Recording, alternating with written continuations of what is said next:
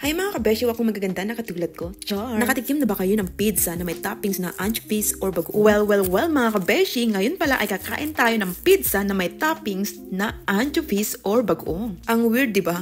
Nag-order pala kami ng dalawang klaseng pizza. Pepperoni yung isa, tapos yung isa naman ay pizza na may anchovies. Dito kasi sa Papa John's, pwede kang magpa-customize ng pizza mo. Yung ikaw mismo pipili ng mga toppings or sauce. So yung unang choices ko pala mga kabeshi is yung Alfredo sauce nila. Kaya lang, not available daw. So sabi ko naman sa sarili ko, wag na dapat ilagay sa mga choices kung hindi naman pala available, char. Iniiwasan ko kasi yung tomato sauce nila kasi may acid ako. Sinisikmura ako kapag nakakakain ako ng tomato sauce, gano'n. So anyway, yung pangalawang choice ko is yung ranch nila. Tapos, available naman daw yun. Tapos yung toppings na nilagay ko is mushrooms, spinach, tapos syempre yung anchovies or yung bagoong. O diba, napaka-weird yung mga choices ko. So okay, ano pang hinihintay natin mga kabeshi? Tikman na natin ito.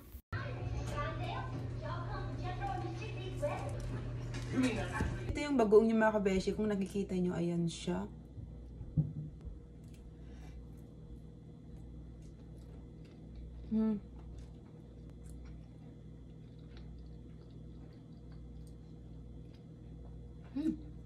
So mga kabeshi, maalat pala talaga itong lasa ng anchovies na nilagay nila mga kabeshiwak. Ito sa pizza natin mga kabeshiwak. Literal na bagoong talaga sa Pinas. As in iisa yung lasa nila, maalat. So doon lang naman maalat sa kung saan nila nilagay yung anchovies, hindi naman buong pizza ay maalat.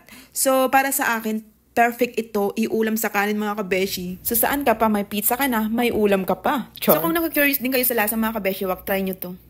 Tsak na hindi kayo magsisisi, char. Siguro kung i-rate ko to, nasa 6.5 lang siya mga kabeshi. So yun lang, happy tummy everyone. Bye!